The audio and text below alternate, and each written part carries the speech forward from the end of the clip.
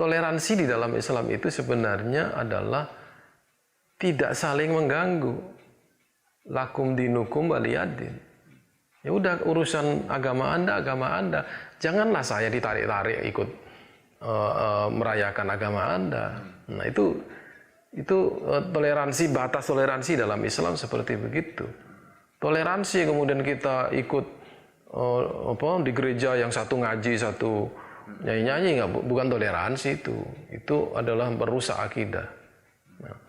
Nah, toleransi itu bukan juga menghormati, Pak.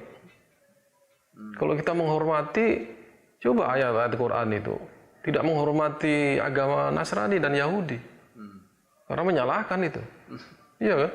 Tidak menghormati, saling memahami, ya, lakum dinukum waliyadin tadi itu, dan tidak saling mengganggu. Itu yang menurut saya perlu dipegang, bahwa apa yang dikerjakan oleh mereka, ya biar dia kerjakan.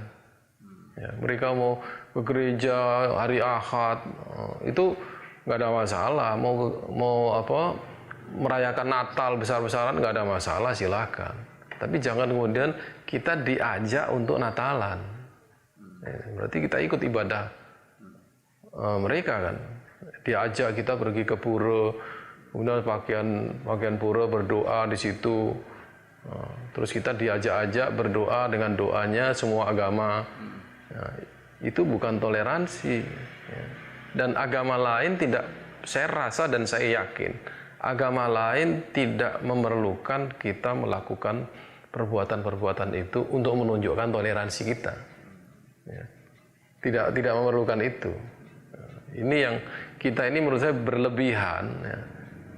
Ingin menunjukkan bahwa Islam itu toleran, kita melakukan perbuatan-perbuatan yang sebenarnya anti terhadap toleransi itu. Nah, ini perlu definisi juga toleransi. Menghormati dalam pengertian ini adalah menghormati keyakinan. Ya. Kalau menghormati penganut agama lain sebagai individu, sebagai anggota masyarakat, oke, fine ya. Yang maksud saya bukan menghormati itu, kita tidak harus menghormati keyakinan agama lain. Kita membiarkan, kan lakum dinukum. Ayatnya itu lakum dinukum, agamamu itu ya agamamu. Ya. Saya respect kepada agamamu kan tidak. Nggak boleh kan? Saya salut dengan keyakinan Anda kan nggak boleh.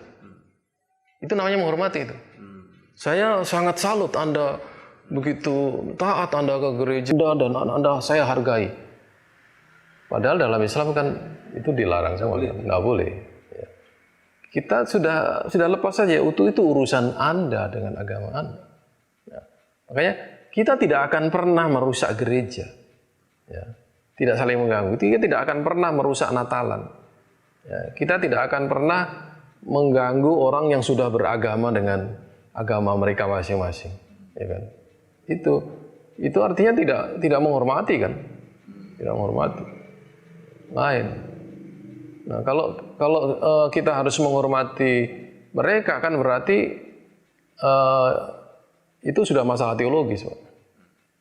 Jadi menghormati secara teologis tidak betul, tetapi secara sosiologis kita boleh. Makanya bagi saya, ya, kata pluralisme itu yang sekarang menjadi sangat bias ya penggunaannya. Saya langsung membagi aja menjadi pluralisme sosiologis atau pluralisme teologis.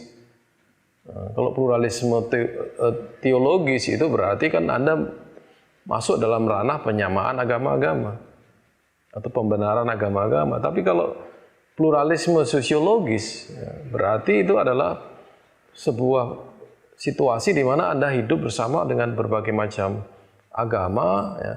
Dan Anda di situ mengakui keberadaan mereka di masyarakat itu, ya, dan Anda toleran terhadap mereka, keberadaan mereka, dan tidak mesti menghormati, gitu ya. Kalau secara sosiologis kita menghormati karena dia manusia. Ya. Barang siapa yang beriman kepada Allah dan Rasul-Nya maka dia harus menghormati tamunya. Nah, tamunya kalau non-Muslim, dihormati atau tidak? Hormati. Barang siapa beriman kepada Allah dan Rasul-Nya jangan menyakiti tetangganya. Kalau tetangganya non-Muslim, Kalau dia menyakiti non-muslim, dia berdosa. Makanya Rasulullah kan pernah mengingatkan, janganlah menyakiti ahli zimmah. Kalau Anda menyakiti ahli zimmah, sama dengan menyakiti saya. Coba bayangkan. Itu secara sosiologis, bukan secara teologis. Secara sosiologis kita hormat.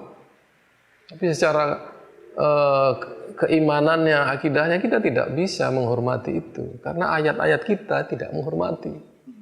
Nah, itu perlu kita sadari itu gitu ya.